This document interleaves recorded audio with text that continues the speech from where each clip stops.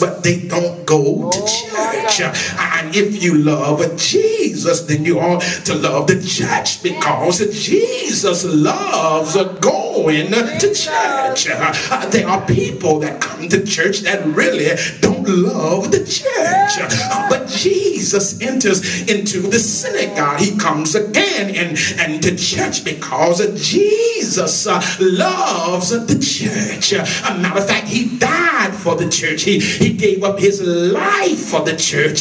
Jesus is in love with the church. And too many times folks say they love Jesus, but they have nothing to do with the church.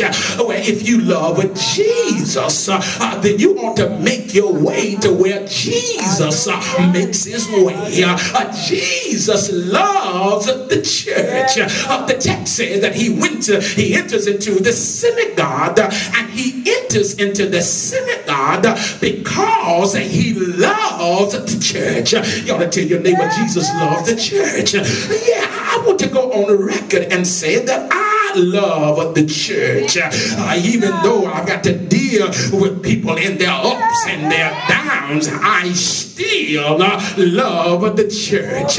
Even though we've got to work with imperfect people, I still love the church.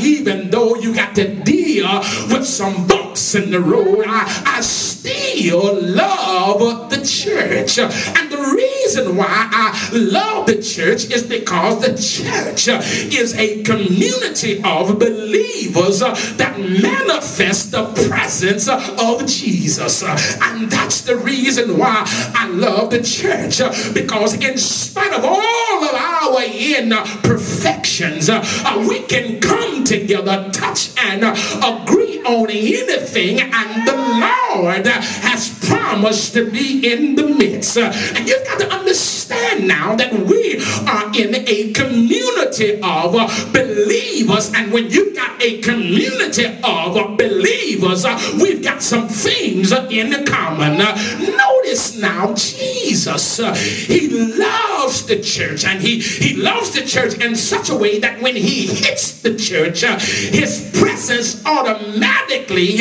is magnified. When Jesus shows up, can I suggest to you that miracles are going to happen, and the oppressed are instantly set free. This text states that Jesus entered the church, and there was a man in the congregation who had a withered hand. Note this man, he comes to church, and he comes with an issue. The text lets us in on the fact that people come to church that have issues. It should not surprise you when you run into unstable folk in the church. It should not surprise you when folks smile in your face and talk about you behind your back. You got to understand that they are in the church because they have issues, and we get it mixed up and we get it twisted up because we have made the world to think just because we come to church we have it all together. Preacher Mason, I'm doing the best I can in here, but I stopped by to let you know that all of us that come to church have some issues, and I want to be transparent and tell you, even though I preach in the pulpit, I am not here because I preach, but I come to church because I have some issues. And please don't look at me like that all strange, because the reason you're here is the same because you have some issues. Jealous with the person next to you, don't like the boss you work for. Everywhere you go, you have a problem with folk, and you hadn't figured out that you are the problem. Don't like folk you don't know, don't like folk have done nothing to you. So involved with yourself, do not consider the needs of others. We think about our four and no more. We come to church because we all have some issues. This man in the text, he came to to church with his issue, but the text reveals that he didn't major on his issue. His focus on coming was to experience an encounter with God. Yeah, this is the reason why we all should come to church. We ought to come to church ready and willing to experience a relationship with the Lord. The text says that this man came to church and he came with a withered hand. His hand was useless and it could no longer serve in which it was created to do. And this man came to church because he needed something restored. And I stop by to tell you that there are people that come to church because there is something in their life that was whole but now needs to be restored. All of us have let some withered things in our life. All of us have got some withered situations in our life. All of us, from the pulpit to the door, has got some stuff withering away. And here it is, the man in this text, he has a withered hand.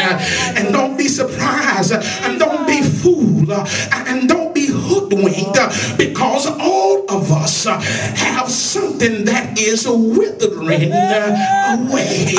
Maybe I know you look cute, and I know what I'm talking about, but all of us got some stuff that's withering away. We have some relationships that are withering away. We have some health issues that are withering away. And that's the reason why you always see me in church. Not because I preach, but because I have some things that are withering away. I can't see like I used to see. I can't walk like I used to walk. I can't remember like I used to remember. I don't have the energy I used to have. And one day when I leave this world, my days are slowly withering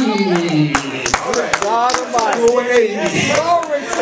So here it is, my stuff is slowly withering away. And I acknowledge the fact, I affirm the fact that the reason why I'm here is because I'm supposed to be here. You ought to tell your neighbor, I'm supposed to be here. Yes, this man shows up with an issue, and the text says that they watched him, which was Jesus, to see whether he would cure him on the Sabbath, so that they might accuse him, which is Jesus. The Pharisees, watch this, they are in church, and when they saw the man on the Sabbath, they watched Jesus to see if Jesus would heal the man. Can I tell you that there are a group of folk that come to church that I call the church inspectors. They come to critique everything that goes on. The text said that the Pharisees and the religious leaders, they watch Jesus to see whether Jesus would cure the man on the Sabbath, so that they might accuse him. They came to watch everything that was going on so they could get on the phone on Monday morning and make a report. They were not there to worship. They were there to spectate. They were there to watch. They did not come to encounter God. They came to watch and to see what was going on so they could get some good gossip on Monday morning. When we made the church a gossiping community rather than a worshiping community, we are outside of the ramifications of the mind of God. And I want to go on the record and declare that the house of God is a community of believers and not a community of gossipers. And somebody ought to say, amen. When you look at the text, Jesus shows up Let the Lord use you. in chapter